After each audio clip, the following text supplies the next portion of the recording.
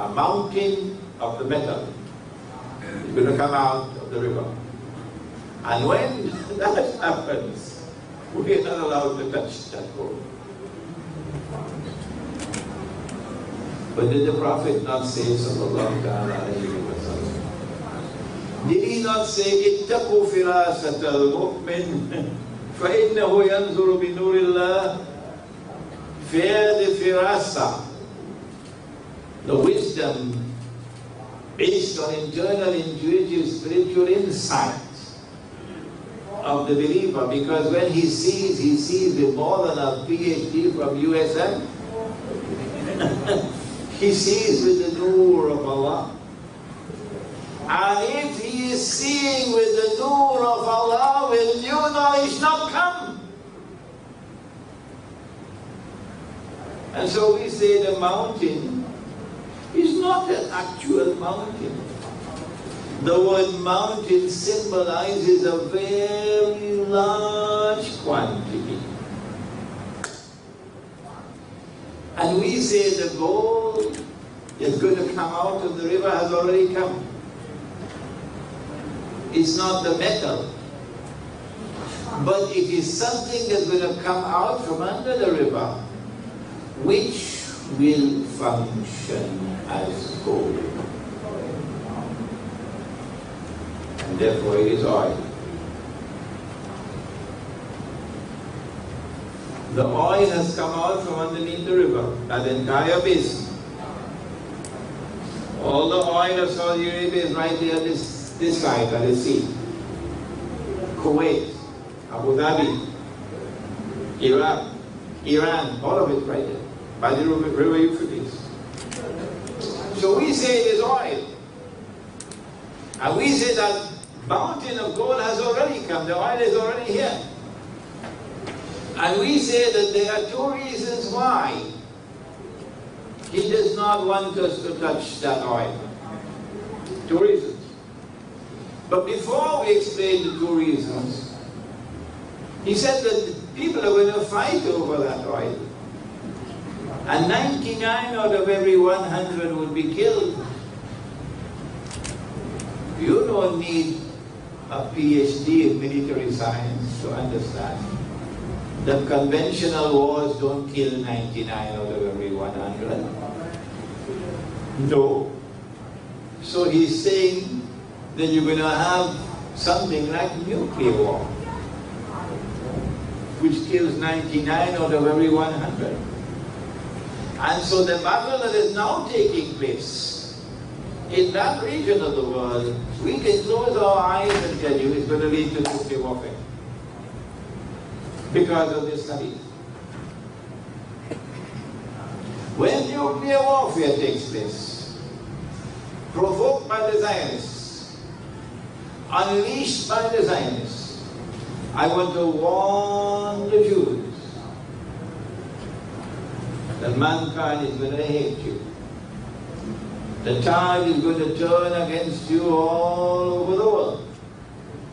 When millions and millions and millions are killed because you are unleashing these wars. Now let's go back. Don't touch that gold. One reason why we should not touch that gold has been with us for the last 40 years, but we didn't see it, including me. Including me. The other reason why we should not touch that gold is about to be understood.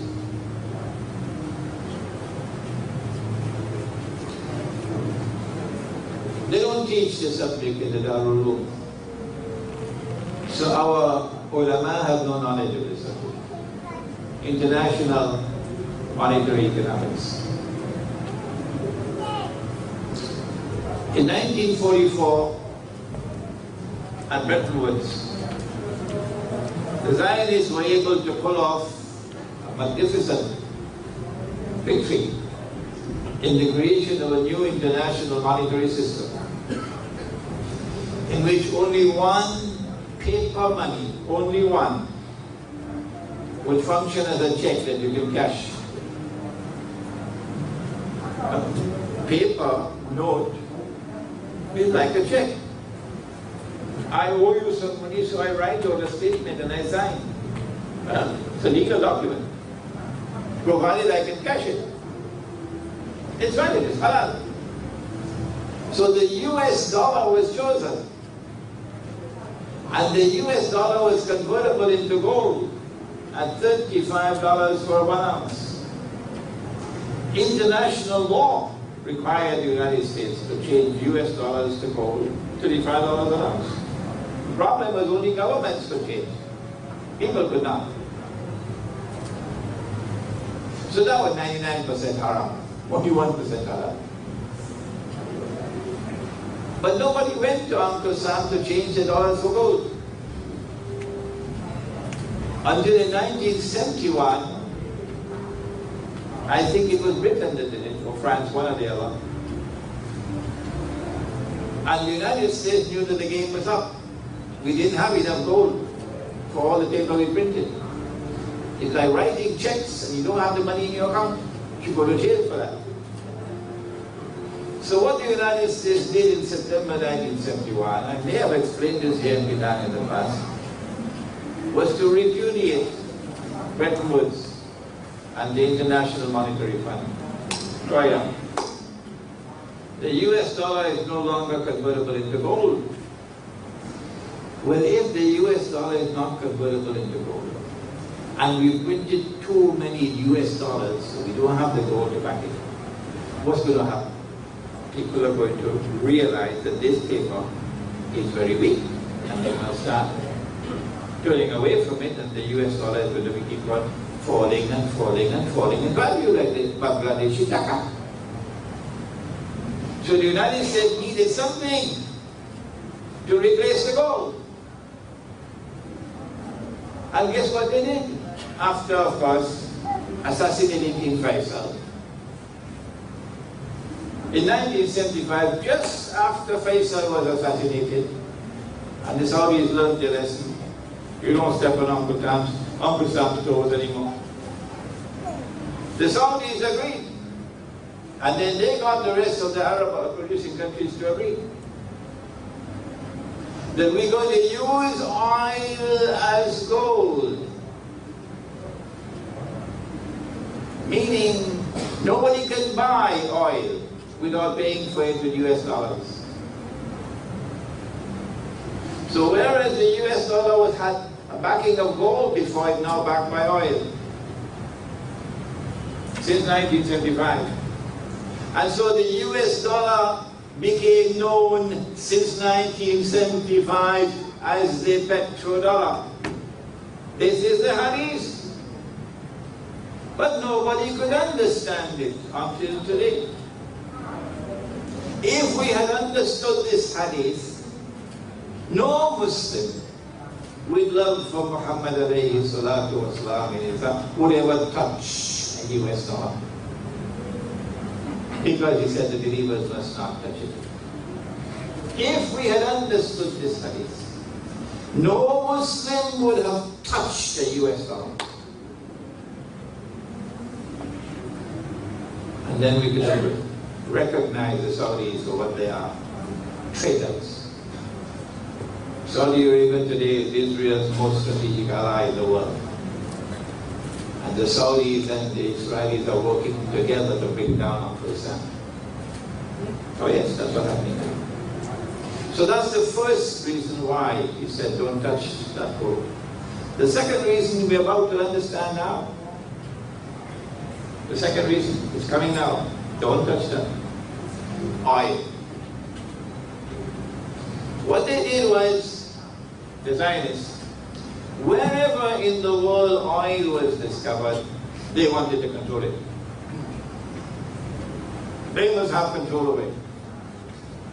So when Dr. Muhammad Masandik, I'm taking too much time, only a few more minutes, nationalized Iranian oil in 1952, the CIA organized a coup d'etat to bring it down so they could recover control over the oil. They invaded Iraq to take control of Iraqi oil. They've taken control of Libyan oil. They've always had control over Saudi oil. They want control over Iranian oil. Why do the Zionists want to control all the oil of the world? Why? Why is it it's only a matter of time before Hugo Chavez is taking over in Venezuela? Why?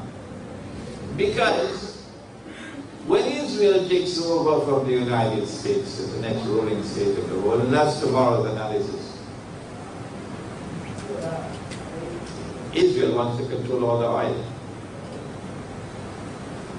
And when the US dollar collapses and brings down all the rest of the money in the world with it, not so much the hard currency like the Singapore dollar and the Australian dollar, but the Bangladeshi taka, the Pakistani rupee and the Indonesian rupee and the Egyptian pound and so on, and the Turkish lira, then suddenly all of these masses of people are going to be much poorer than they already are. With the collapse of money.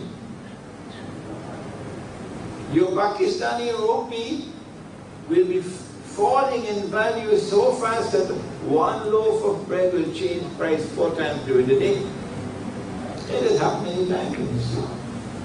Runaway inflation.